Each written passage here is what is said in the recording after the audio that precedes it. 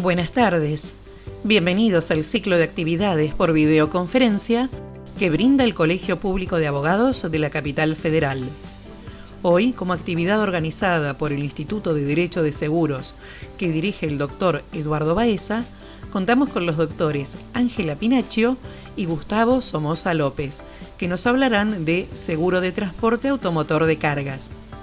Les recomendamos que mantengan los micrófonos en silencio para evitar interferir en la locución de los expositores y de surgir alguna pregunta, la realicen vía chat. Ahora sí, les damos la palabra. Bienvenidos. Buenas tardes. Perfecto. ¿Cómo les va? Quiero compartir la pantalla. Ahí está.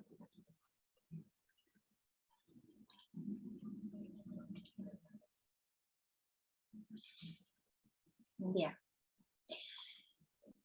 Esta es una presentación para dar inicio a la exposición de hoy, que es sobre el seguro de transporte automotor de cargas.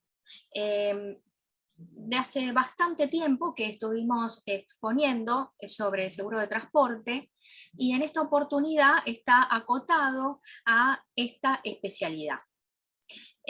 Por eso es que en esta presentación he ido sumando a otras anteriores desde el 2013 hasta el presente para ir integrando conceptos y temas.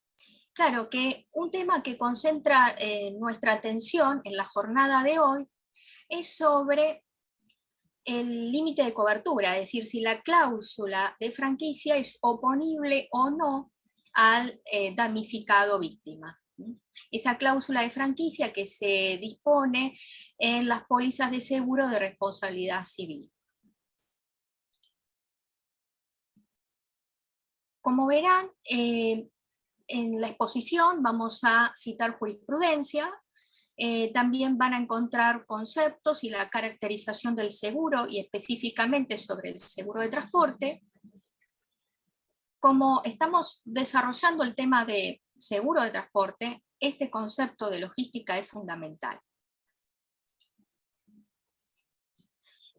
El seguro es todo esto. El seguro es un servicio, un contrato y una inversión.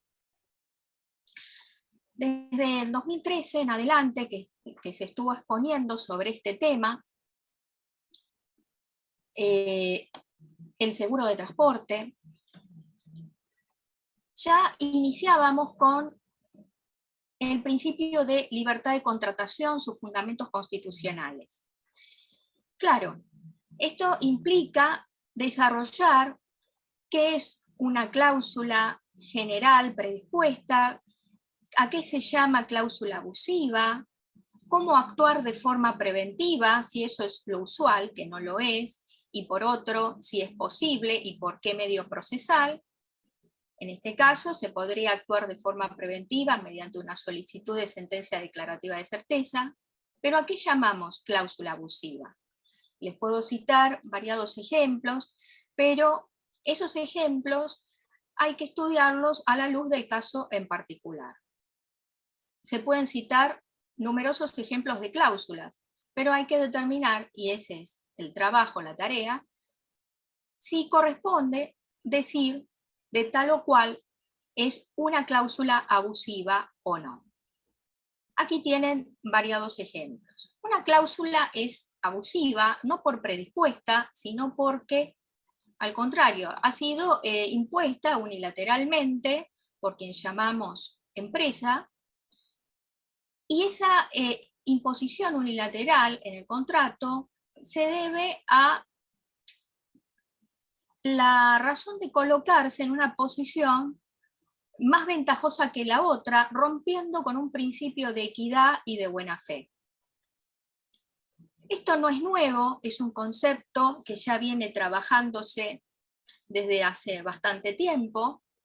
Les puedo citar al autor Farina, de contratos comerciales modernos, ya por los años 91, 92, que ya refería al tema de la contratación masiva de empresas que en nuestra modernidad que tienden a llegar a un número indeterminado de potenciales clientes y entonces tienen proyecciones de formularios preimpresos y cláusulas predispuestas. Y entonces la previsión, bueno, no por predispuesta es abusiva, y entonces ¿qué es? Y ahí entra a desarrollarse el concepto y la definición. Claro, en función a esto mismo hay contratos de adhesión, es decir, que la empresa ofrece un servicio con determinadas condiciones y el consumidor decide adherirse o no a esas cláusulas. Y la libertad de contratación se juega en la medida que encuentra otra empresa en el mismo mercado que le ofrezca un servicio con otras condiciones que el consumidor esté dispuesto a aceptar. Esto viene trabajándose incluso, bueno, como les acabo de mencionar, antes de la entrada del Código Civil y Comercial vigente hoy. El Código Civil y Comercial entró en vigencia el 1 de agosto del 2015. Muchos de los conceptos que voy a mencionar continúan vigentes. Por ejemplo, lo que acabo de citar. En este caso, el artículo 965 del Código Civil y Comercial dice que los derechos resultantes de los contratos integran el derecho de propiedad del contratante. En síntesis, los contratos tienen contenido patrimonial. Un concepto que vamos a trabajar en el día de hoy es franquicia. Bien. El plenario o barrio. El conocido plenario o barrio explica bien cómo opera la franquicia en los contratos de seguro de responsabilidad civil firmados entre las compañías de seguro con la empresa de transporte, donde la víctima frente a una condena contra el responsable asegurador solo podría reclamar de la compañía, bueno, un monto. Ahora, esta es la pregunta que se abre, es decir, si ese monto es tan exiguo que desvirtúa la naturaleza del seguro de responsabilidad civil. Y entonces se abre una llamarada, es decir, dos posiciones. Una que dice que la cláusula es oponible con sus fundamentos y otro criterio que dice que la cláusula es inoponible con otros fundamentos.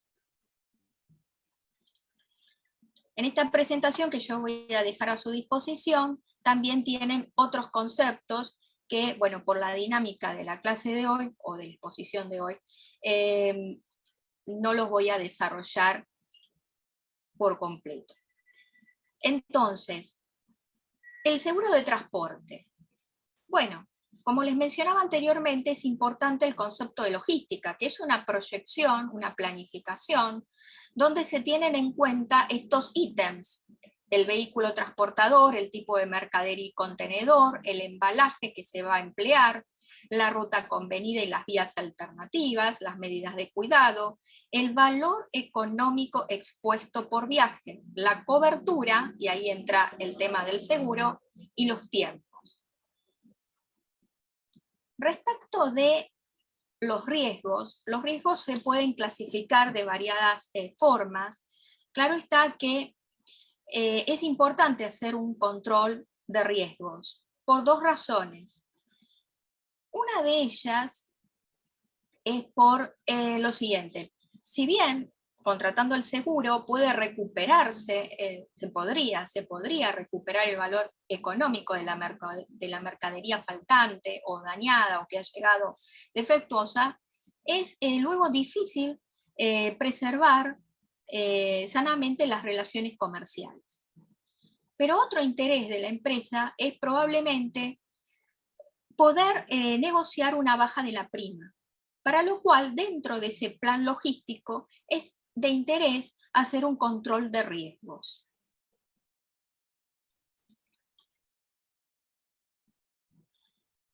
Bueno, riesgo, interés asegurable y prima son elementos esenciales de todo contrato de seguro. Bueno, este no es la excepción.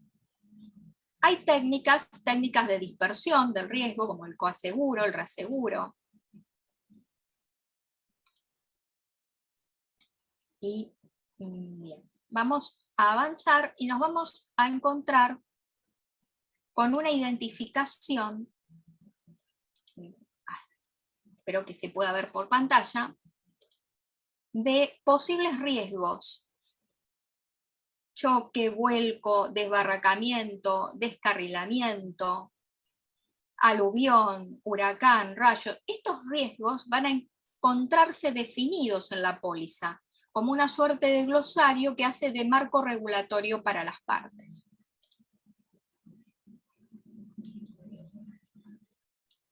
Bien.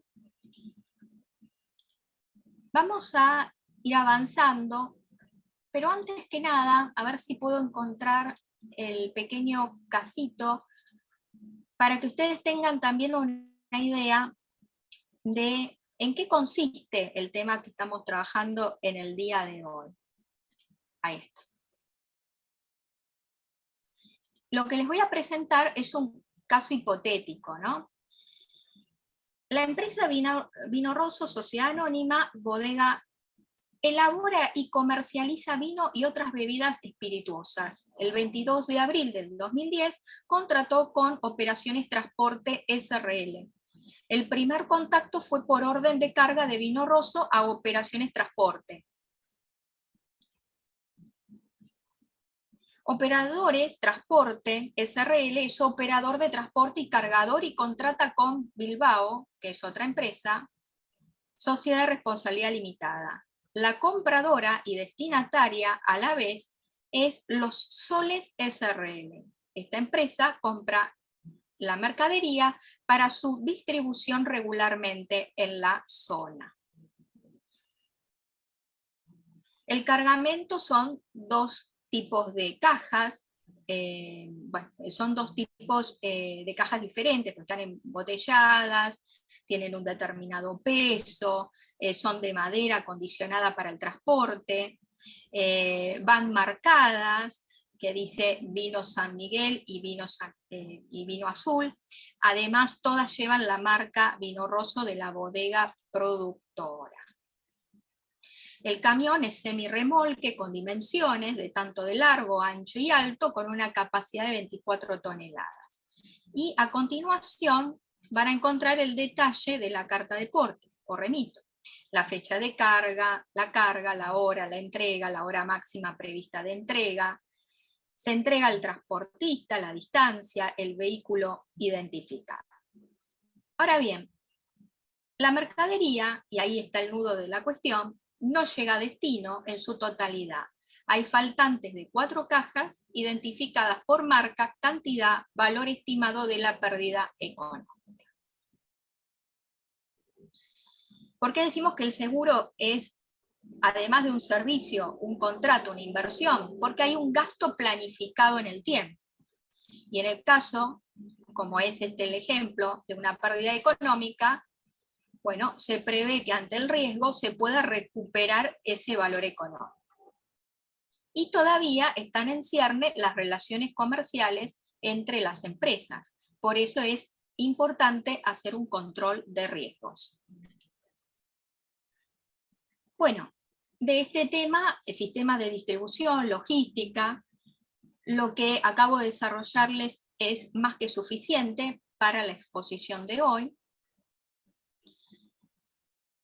Sobresaliente respecto del seguro de transporte. Bueno, existen formas de contratación por las cuales se amparan bienes por género, ampara los bienes que se encuentran detallados en las condiciones particulares, el vehículo transportador deberá declararse en las condiciones particulares, se detallan aquellos bienes que por su naturaleza son más propensos que otros a riesgos. La póliza establece la nómina de bienes alcanzados por la cobertura. Por cada concepto de riesgo cubierto, la póliza otorga una definición como marco regulatorio y el texto debe ser claro para determinar el alcance de la prestación a cargo del asegurador. Como verán, hay conceptos que siguen vigentes. El riesgo, el interés asegurable son elementos esenciales del contrato de seguro. Bueno, aquí se puede ver por pantalla 4 puntos que son sobresalientes, importantes, para poder fundamentar uno de los dos criterios. Yo les voy a mostrar por pantalla otra presentación en la que llego a una supersíntesis a partir de un cuadro comparativo. En ese cuadro comparativo pretendo que ustedes vean gráficamente lo siguiente.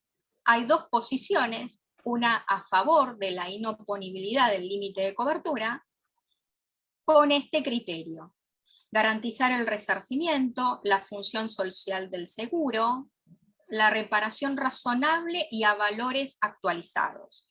Piensen ustedes que la resolución de la Superintendencia del Seguro de la Nación estableció esta obligatoriedad de la cláusula de franquicia en los seguros de responsabilidad civil por una suma que a los ojos de hoy resulta exigua, y en este criterio la reparación no sería razonable ni a valores actualizados, porque esa resolución es del año 91. La otra postura está a favor de la oponibilidad del límite de cobertura, y este es el fundamento. Y lo resaltado es: la obligación del asegurador es contractual, y la indemnización que abona no tiene origen en el daño, sino en el contrato. Entonces, voy a regresar a esta presentación y van a encontrar lo siguiente. Hay 4 artículos citados que fundamentan esa última postura que ha venido sosteniendo la Corte Suprema de Justicia de la Nación. Una es esta: los contratos producen efecto entre las partes, es decir, apela al efecto relativo entre las partes y los terceros son ajenos a ella.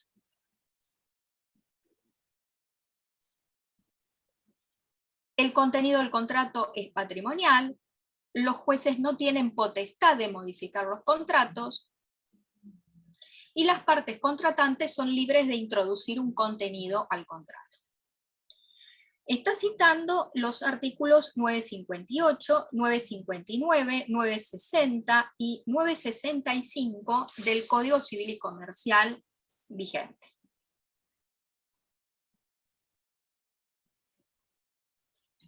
Bien, ¿cómo concluimos?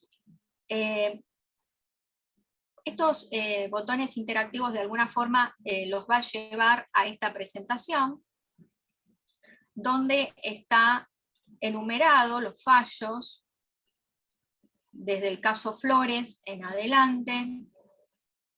Por ejemplo, Villarreal Daniel contra Fernández Andrés sobre daños y perjuicios, o Barrio contra Micro Ómnibus Norte Sociedad Anónima, etcétera, hasta llegar a este cuadro síntesis donde se representan las dos posiciones con sus fundamentos. Aquí van a encontrar una actividad interactiva, y de este lado la cita de los artículos del Código Civil y Comercial 958, 959, 960 y 965 del Código Civil y Comercial. Respecto de esto, yo quería citarles el caso Buffoni, donde la Corte volvió a señalar: la función social que debe cumplir el seguro no implica que deban repararse todos los daños producidos al tercero víctima sin consideración a las pautas del contrato que se invoca, máxime cuando no podía pasar inadvertido para los damnificados que estaban viajando en un lugar no habilitado para el transporte de personas y que de tal modo podían contribuir, como efectivamente ocurrió, al resultado dañoso cuya reparación reclaman. Bueno, estas son circunstancias particulares que se prestaron, que se tuvieron en cuenta en este caso conocido Buffoni. El límite de cobertura que establezca la póliza seguramente implicará que parte de dicho daño deberá ser soportado por la víctima.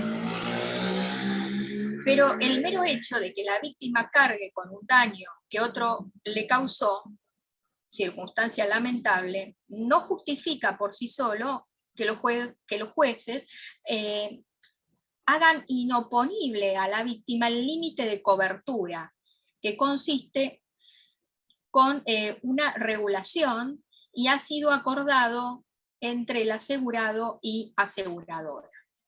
Respecto de esto que estoy mencionando, citando, explicando, es cierto, hay una regla, un principio general que indica que los contratos producen un efecto relativo entre las partes, pero así como también hay principios generales, hay excepciones. Es decir, tenemos este principio y una excepción es el tercero con un interés legítimo. En este caso, y a mi criterio, considero que el damnificado víctima es un tercero, sí.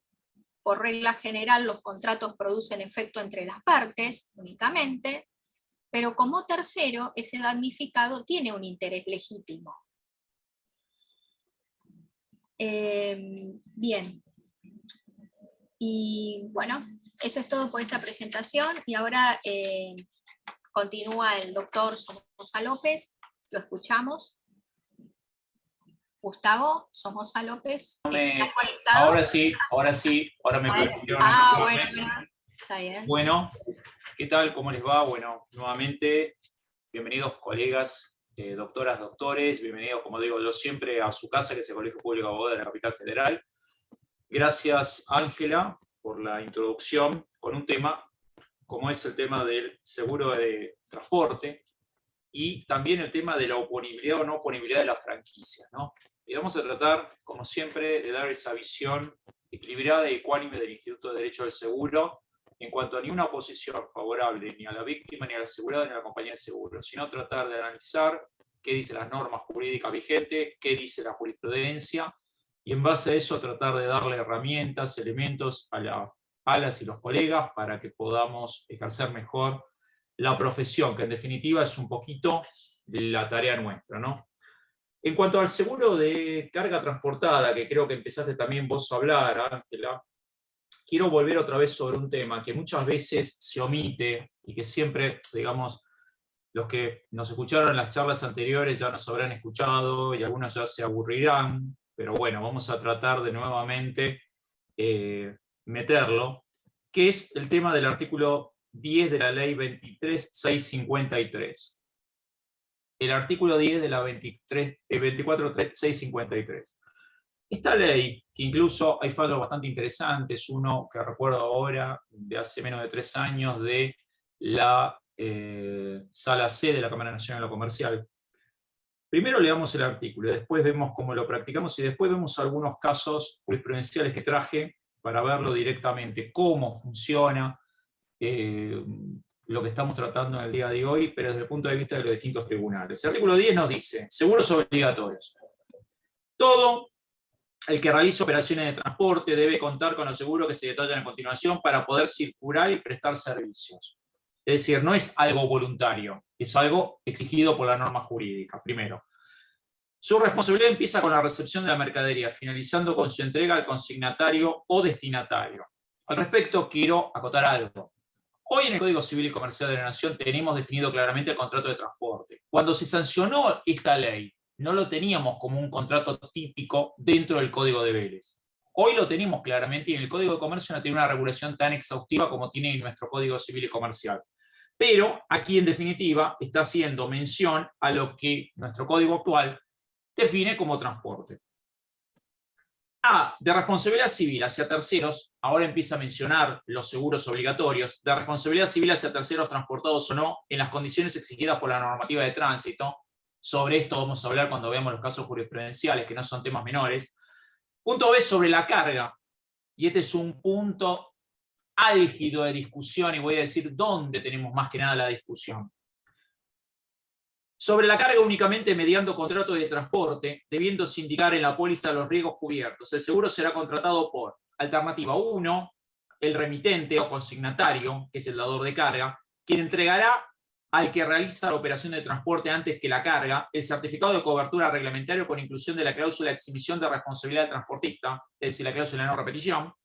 Y punto 2, el que realiza la operación de transporte con cargo al dador de carga, si esta no está asegurada según el punto anterior. En tal caso, el remitente declarará su valor al realizar el despacho, sobre cuyo monto aquel percibirá la correspondiente tasa de riesgo y hasta dónde responderá. No se admitirá reclamos por mayor valor al declarado. Es decir, en teoría, si nosotros vamos a esta normativa, no debería haber ninguna carga, ningún transporte de carga en Argentina que no estuviera asegurado. Lamento informarles que eso es una falacia, como muchas veces, es el deber ser, no es el ser. Lamentablemente, en la práctica, muchas veces por desconocimiento, porque no saben cuál es el riesgo real que tenemos al perder una carga. Si estamos hablando de cualquier carga, estoy hablando de algo muy, digamos, no es tan caro, estoy hablando a lo mejor de envases, estoy hablando de envases con contenido y demás, no bajamos de 2-3 millones de pesos. 2-3 millones de pesos para una empresa transportista individual de 1 o 2 camiones, 1, 2 o 3 vehículos, es un montón de dinero. La realidad es que ese transportista o bien le exige al dador de carga, es decir, al que lo está cargando, que puede ser o bien el fabricante, o puede ser un distribuidor, o puede ser un supermercadista, tiene puntualmente que emitirle ese seguro. Un seguro de la carga transportada con claridad y especificación.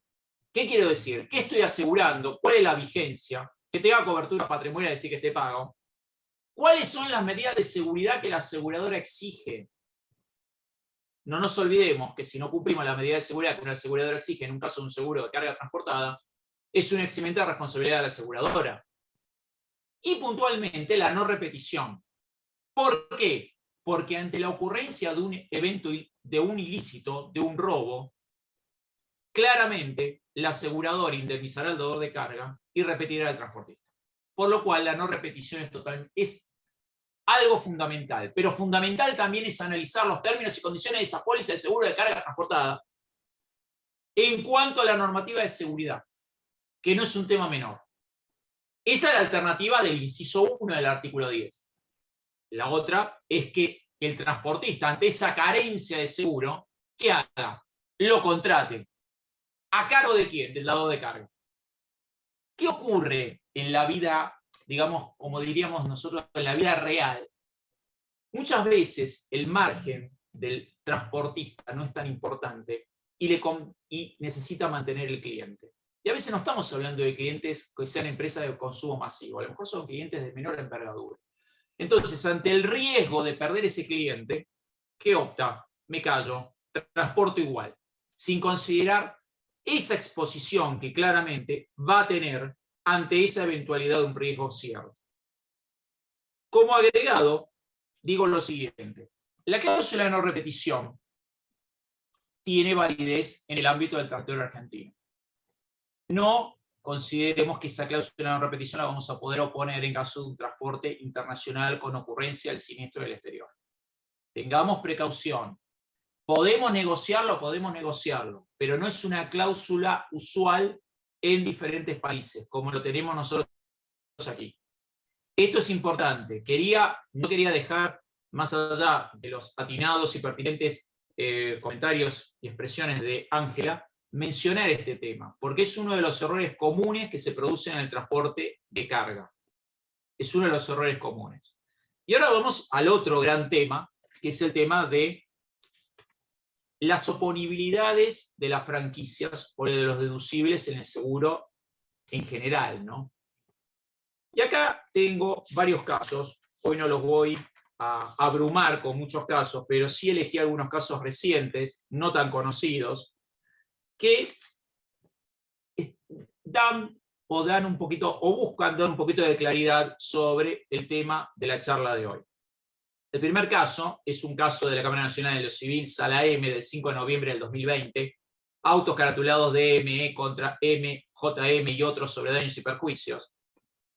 Y puntualmente, la litis versaba sobre un accidente de tránsito, una bicicleta, un colectivo dentro de los vehículos, incapacidad, daño moral, tasa de interés, franquicia, deducible, oponibilidad a terceros. Y algunos de los párrafos que yo marqué aquí importantes, que me parecen importantes a mí, pero obviamente eso a criterio de ustedes queda todo. Primero, una mención sobre el tema del fenómeno resarcitorio, algo que tenemos que volver siempre sobre la marcha, porque si hablamos del derecho de daños tenemos que hablar sobre el derecho de el fenómeno resarcitorio y cuál es el alcance de ese resarcimiento. Y acá dice que el fenómeno resarcitorio es único y la legislación civil permite distinguir el daño económico del extraeconómico en términos más tradicionales, patrimonial y extrapatrimonial. En mi opinión, dice el vocal preopinante de la Sala M de la Cámara Nacional Civil, es discutible la autonomía del daño psíquico, el estético o de algún otro rubro habitual en las cuentas resarcitorias de las demandas. Cuando se pide separadamente, estimo mejor tratarlo separadamente, pero no hay otro daño, no hay terceros géneros. En definitiva, no pasa de ser un problema de rótulos a modo de clarificar la pretensión. No estoy tan de acuerdo, pero bueno, es una opinión que la traigo acá a debate también. Y acá se hace mención a un plenario, que ya también mencionó Ángela, que es el tema del plenario barrio. El fallo plenario dictado en Obarrio no da respuesta al requerimiento de las aseguradoras de fundamentar por qué son condenadas ilimitadamente, no habiendo obligación preexistente hacia el tercero damnificado. Toda vez que esta carga adhesiva a la obligación concurrente del asegurado aparecería limitada en la medida del seguro. Sin embargo, esa obligación existe y no tiene sino dos causas generadoras. Aún sabiendo cómo son las cosas, hace tiempo que la superintendencia ha receptado la inoponibilidad del descubierto obligatorio. Hagamos historia, la Corte Suprema ha reiterado decisiones que limitan la cobertura a lo que en un primer análisis surgiría del 118. Pero lo ha hecho remitiendo precedentes en los que solo advierto base en la irrazonabilidad de las sentencias casadas por defecto de fundamentación. Y ahí se menciona Nieto con la cabaña.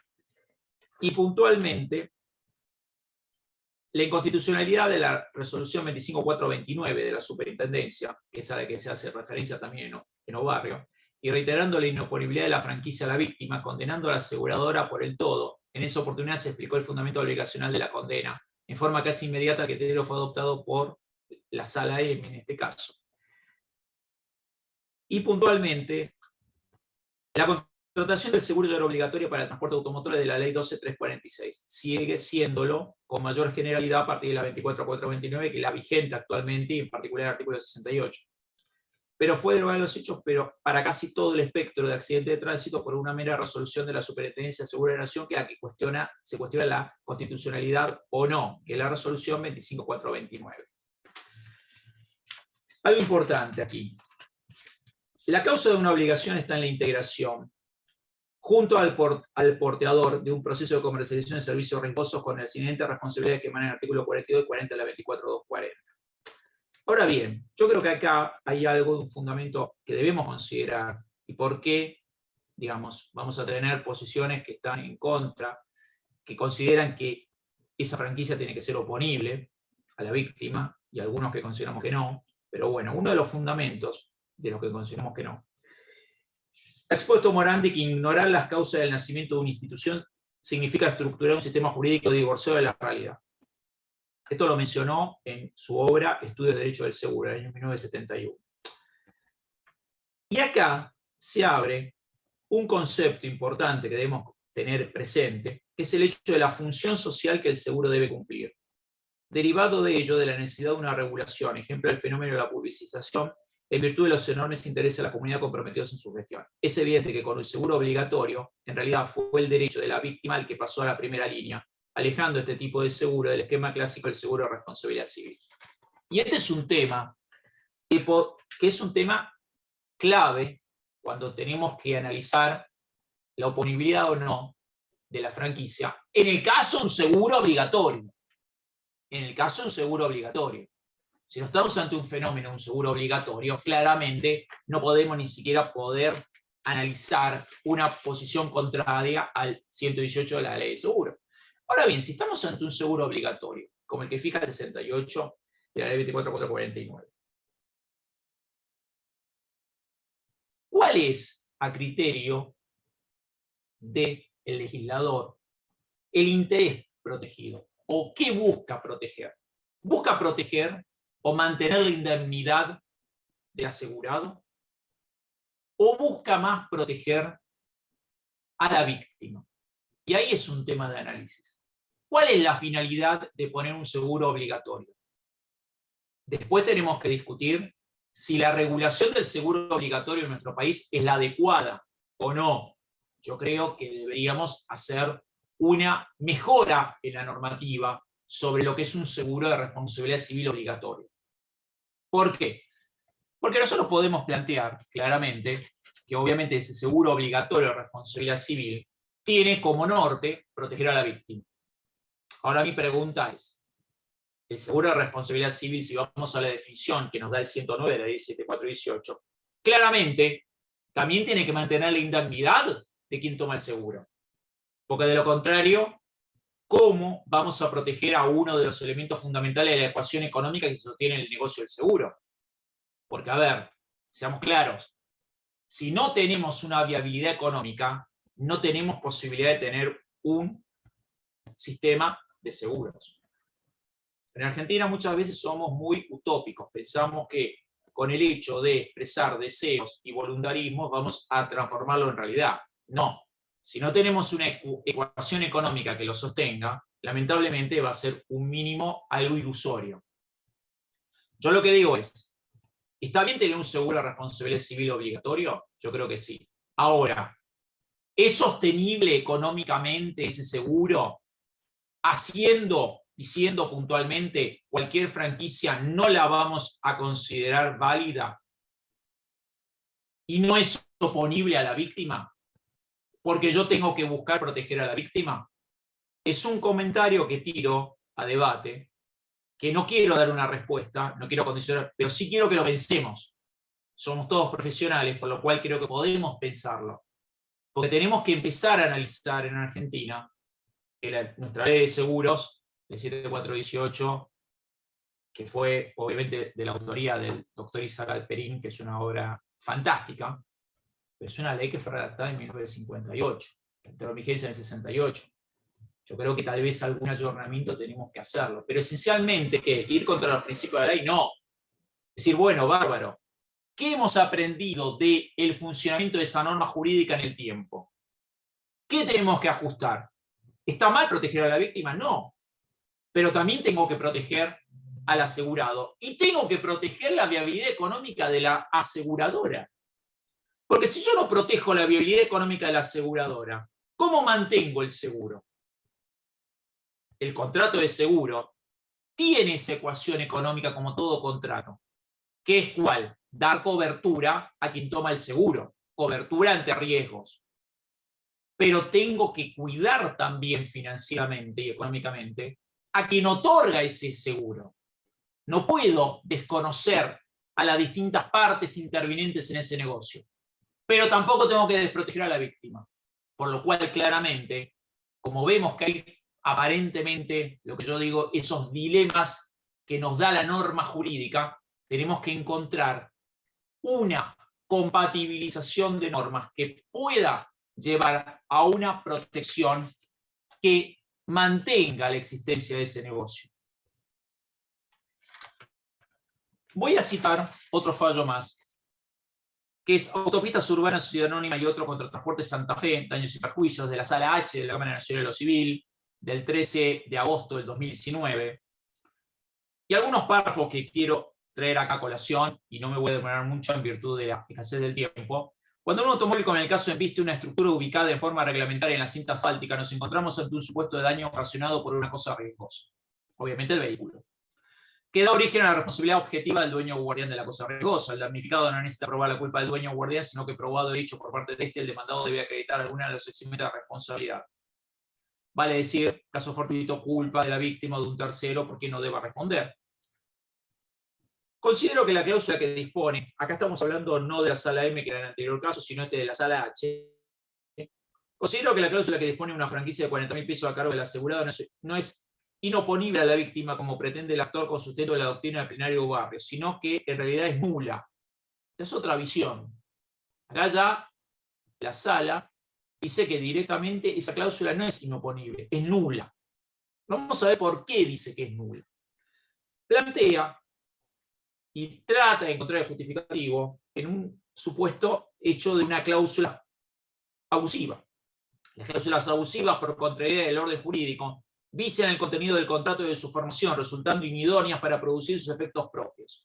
El contrato de seguro como contrato de adhesión, lo cual es indubitable que es un contrato de adhesión, Es un contrato de contenido predispuesto. Se debe restar valor a aquellas cláusulas cuando por su contenido y por el ejercicio que se ha hecho de ellas se presentan circunstancias violatorias de los principios rectores señalados, tales como el orden público, moral, buenas costumbres y demás. Debiendo el juez resolver la cuestión de acuerdo a los principios generales en materia de consentimiento de los contratos y por las disposiciones, acá todavía cita, porque el hecho fue con vigencia del Código de Vélez, los artículos del Código Civil velezano, 21.953, 1071 y concordantes.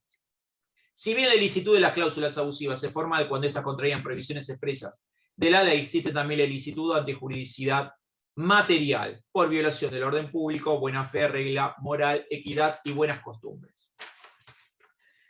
Dentro de ese contexto, toda vez que el seguro por responsabilidad civil de todo automotor es obligatorio en beneficio de la víctima, y acá volvemos otra vez a reafirmar lo que dicen los plenarios, daños causados a terceros transportados o no, artículo 68 de la Ley de Tránsito, y que la franquicia a cargo del asegurado desvirtúa el principio de reparación integral al que tiene derecho, considero que la cláusula contractual por la que se estipula la franquicia que intenta hacer valer el asegurado resulta nula. ¿Por qué? Por considerarla abusiva. Me parece, a ver, lo traigo a colación, no poniendo una posición a favor de una o de otra de las salas o del fallo plenario, sino puntualmente para que vean también ustedes los diferentes criterios que fundamentan, partiendo siempre de esa inoponibilidad de esa franquicia o de ese deducible, con distintos fundamentos. Otro caso, más reciente del tiempo, de junio del 2020, este es de la Sala F de la Cámara Nacional de lo Civil, es decir, el primero que mencioné de la M, el segundo de la H, este de la F, que dice puntualmente: la sentencia declara la inoponibilidad de la franquicia o descubierto obligatorio establecido para el seguro de transporte de personas. Sobre esta cuestión se ha pronunciado este tribunal en el fallo plenario dictado el 13 de diciembre del 2006 en los autos Obarrio María Pía con Microómnibus Norte, en virtud del cual es doctrina legal que en los contratos de seguro de responsabilidad civil de vehículos automotores destinados al transporte público de pasajeros, la franquicia como límite de cobertura fijada en forma obligatoria por la autoridad de contralor de la actividad aseguradora, es decir, la superintendencia, resolución 25.429, no es oponible al damnificado, sea transportado o no. La aplicación de la doctrina legal es obligatoria para los tribunales del fuero, sin que los fallos de la Corte obsten a ello, pues el alto tribunal no es competente para dejar sin efecto con carácter general la doctrina legal. Porque la posición de la Corte, valga la redundancia, es totalmente opuesta a la posición de los plenarios. Es más, hay casos, que no los traigo acá, igual les aclaro, colegas, que todos los fallos de los que estoy mencionando aquí en más material voy a enviar a las actividades académicas para que se puedan distribuir a todos ustedes por vía mail. Hay casos de los fallos de la Corte que son prácticamente 1, 2 o 3 meses a posteriori de, por ejemplo, Obarrio, que es totalmente la versión opuesta, es decir, sería el lado B de Obarrio. Pero es clarísimo, y siempre hasta ahora se ha mantenido esa posición diametralmente distinta entre las salas de la Cámara Nacional de lo Civil versus la posición de la Corte. Un caso que lo traigo puntualmente, por el tema también de la oponibilidad, pero también un poquito por el tema del concepto de incapacidad como rubro indemnizable ante un juicio de daños y perjuicios, es el caso del expediente 59.717 del 2016, este de la Sala G de la Cámara Nacional Civil, que es DCT con expreso Villa Galicia, San José, Sociedad Anónima, de julio, del 17 de julio del 2019. La incapacidad sobreviniente no cubre solo la faz laborativa, sino que por ser integral abarca todos los aspectos de la vida de la persona y por ende todas sus actividades. Cabe señalar que la incapacidad para ser indemnizable debe ser total o parcial. Su reparación debe cubrir todas las erogaciones futuras, atendiendo a la índole de la actividad impedida, sea o no productiva, puesto que no solo comprende el aspecto laborativo, sino también todas las consecuencias que afectan a la personalidad del damnificado. Debe guardar estricta relación con la secuela subsistente que le provocasen y a los efectos de determinación subjetiva corresponde tener en cuenta de la víctima, sexo, situación familiar, actividades habituales y demás. Ahí cita fallos, como por ejemplo de Guino Marcos con Guggenheim, Blanco Carlos José con Aguilar Néstor y demás. Sería interesante que mencionara un poquito, o tratara un poquito también, cómo juega este concepto, esta idea, con el concepto de pérdida de chance, que como todos saben, colegas, es un concepto también muy discutido y muy debatido por las distintas salas de la Cámara Nacional de lo Civil. Lo traigo a colación y lo comento, porque es otro tema también que en algún momento, no en esta charla de hoy, específicamente no estamos tratando este tema, pero creo que es un tema que también amerita cómo lo podemos vincular con un tema como el juicio de daños y perjuicios, que está directamente entroncado con toda la problemática de la normativa de seguros. En puntos a la inoponibilidad de la franquicia, debo destacar que frente a los mismos planteos formulados en otras causas, he sostenido que mi función de juez manifiesta el vocal preopinante, que resultaba de aplicación a lo resuelto por la Cámara en el plenario del 24 del 10 del 2006, en los autos o barrio, con Microomnibus Norte, en Gauna, Agustín, con la economía comercial Sociedad Anónima, en donde se dispuso que en los contratos de seguro de responsabilidad civil de vehículos automotores destinados a transporte público de pasajeros, la franquicia como límite de cobertura fijada en forma obligatoria por la autoridad de contralor de la actividad aseguradora conforme a la resolución 25429 no es oponible al damnificado sea transportado o no, tal como lo sostuvo la sentencia de grado. Como derivación de lo apuntado, se afirmó que la relación legal que vincula a la víctima con la aseguradora es independiente de aquella que se entabla entre este y el asegurado, enlazadas únicamente por lo instituido por el sistema de la ley de seguros. Ambas obligaciones poseen distintos sujetos, no son los mismos acreedores y los deudores en una y otra obligación tienen distinta causa, en una ley, en la otra el contrato, y además distinto objeto. En una reparar el daño, en la otra garantizar la indemnidad del asegurado, en la medida del seguro. Motivo por lo cual el tribunal categóricamente manifiesta que la pretensión de que la aseguradora se haga cargo del pago de la indemnización más allá de las limitaciones cuantitativas establecidas en el contrato carece de fuente jurídica que la justifique y por tanto no puede ser objeto de una obligación civil. Ello así ponderado también que la Corte Suprema conserva inalterable el temperamento plasmado en los precedentes Nieto, Villarreal y Cuello, que son un poquito los que estaba mencionando hace unos minutos. En cuanto a que la franquicia es oponible a la víctima, posición de la Corte, no del plenario de la Cámara, y atendiendo al principio de economía procesal. Y finalmente,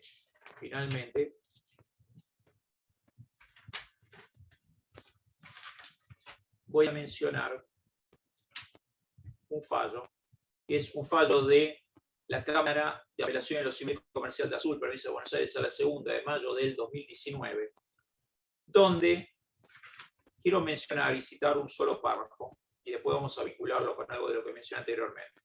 La sentencia, ponderando la prueba producida y los propios dichos de la demandada, concluyó que cruzar 60 kilómetros cuando el automovilista debe primero comprobar que no viene ningún convoy y luego transponer el cruce a una velocidad, por eso ferroviario, obviamente, a una velocidad que según la resolución CETOP 7 del 81 es de 10 y según el Código de Tránsito 20. Este núcleo argumental es decisivo para atribuir la responsabilidad de modo exclusivo a Gómez Portilla, porque la entidad de magnitud de la infracción derivada de un cruce indebido se erige en la única causa adecuada del siniestro ferroviario. Aplica el 1757, 1758 y 1769 del Código Civil y Comercial. Así lo pregunta la jurisprudencia del máximo tribunal local. El mero incumplimiento de una obligación impuesta en el caso de los ferrocarriles no genera responsabilidad concurrente de esta empresa, sino la causa del accidente si la causa del accidente se fundó en la conducta del chofer del vehículo embestido por el tren. No está en discusión y quedó firme la conclusión de la sentencia para manejar la copia y para poder constituir un vehículo destinado a transporte de personas. El conductor debe tener un carnet profesional que para el servicio de transporte exige determinada formación y determinados estudios y análisis previos para que pueda ser otorgado. Todo esto firme de acuerdo a las constancias del auto. Y puntualmente,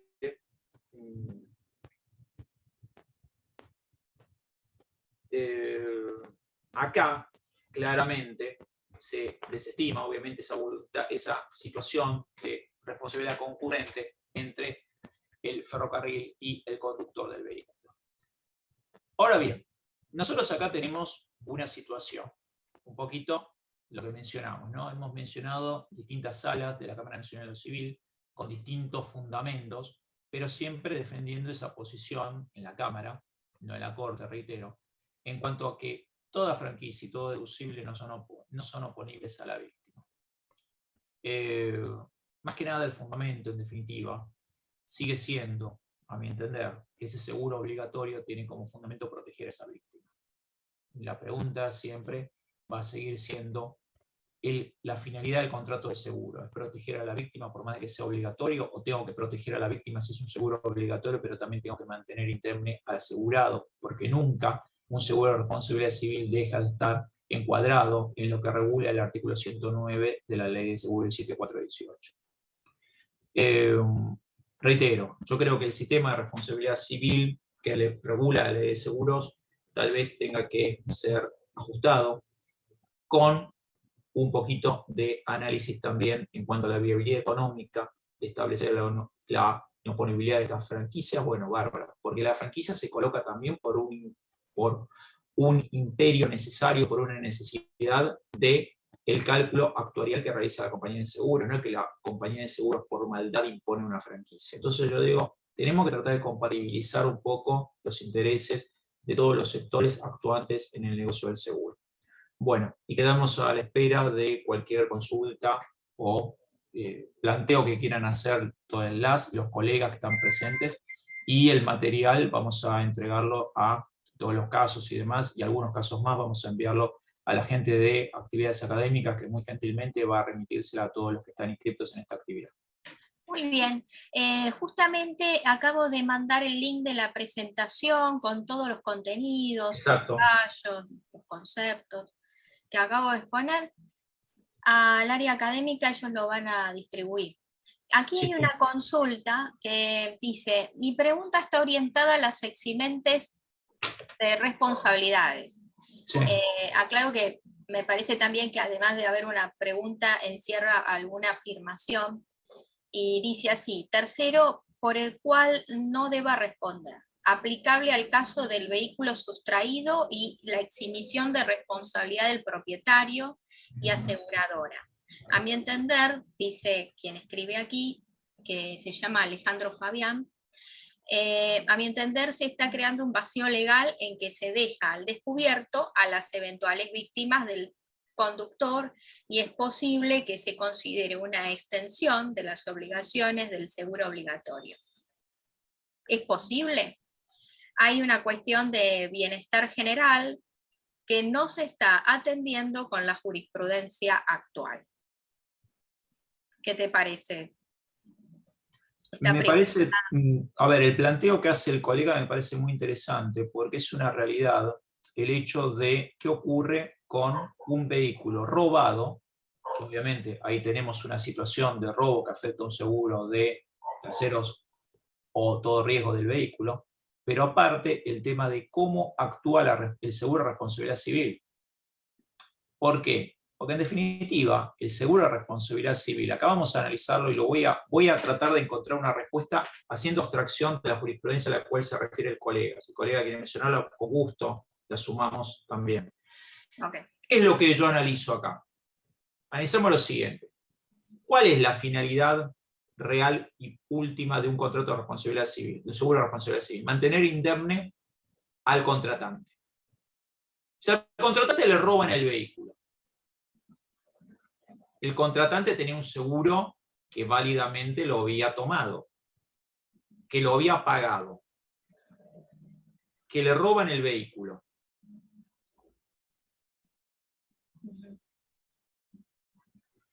¿El hecho del robo del vehículo es algo que buscó el contratante del seguro? Claramente no. No. ¿Podemos considerarlo un supuesto de fuerza mayor o caso fortuito? Pareciera que sí, en tanto en cuanto él hubiera tomado las medidas y las diligencias necesarias para mantener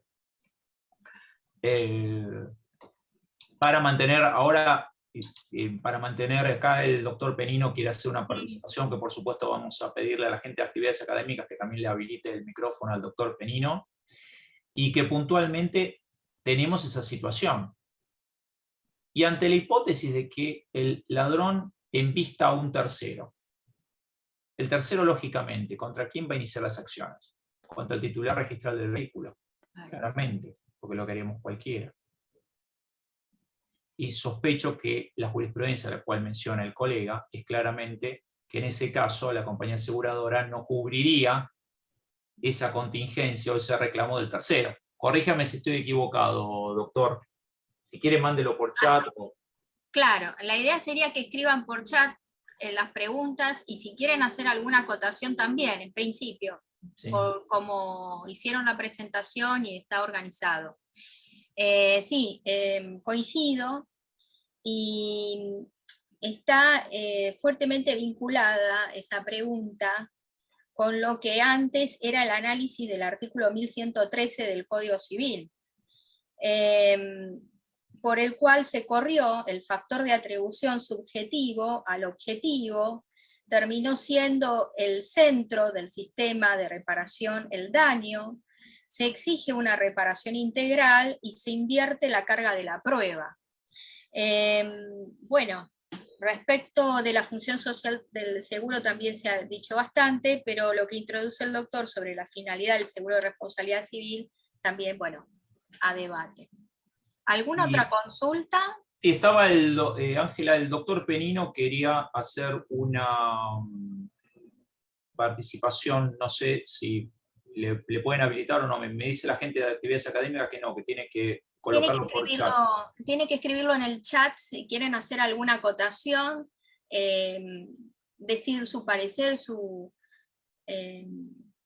criterio, por supuesto. Respecto del interés legítimo, que yo había mencionado también, claro, hay principios generales, reglas generales, pero hay excepciones, y me parece que el damnificado tiene un interés legítimo. Pero bueno, como también expresa el doctor, la idea es ofrecerles a todos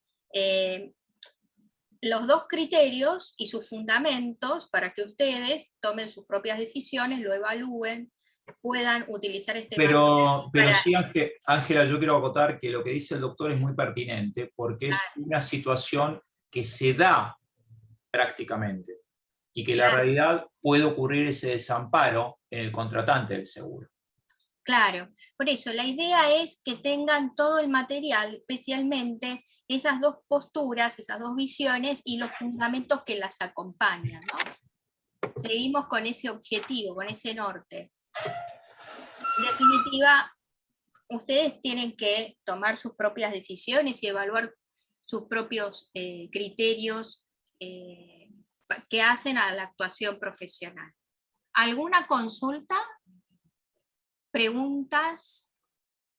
Buenas tardes. En el caso de envíos por correo, según lo informado por el doctor, ¿habría que exigir el seguro de carga? A ver, el seguro de la carga es un seguro obligatorio, eso dice la normativa. Y son estamos hablando de dos seguros diferentes. Uno es el seguro de responsabilidad civil y otro es el seguro sobre la carga.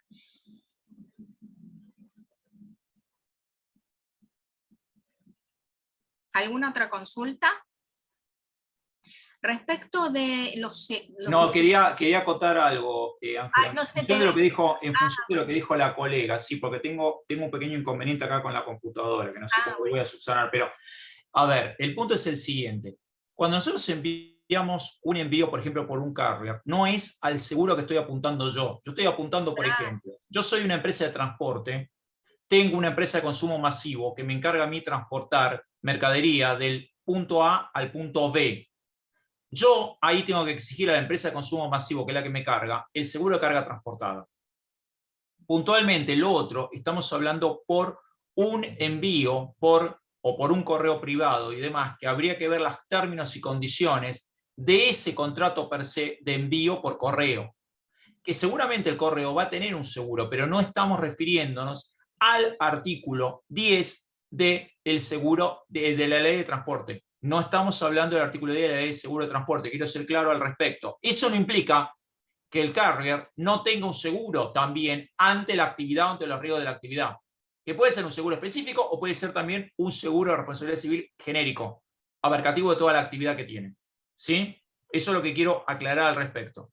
Estamos hablando de dos seguros diferentes. El seguro de carga transportado que yo mencioné hace y apunta a lo que es el transporte de cosas de un origen a un destino y que puntualmente se le exige al dador de carga por parte del transportista, o bien el transportista lo contrata per se y le corre traslado al dador de carga, ¿ok?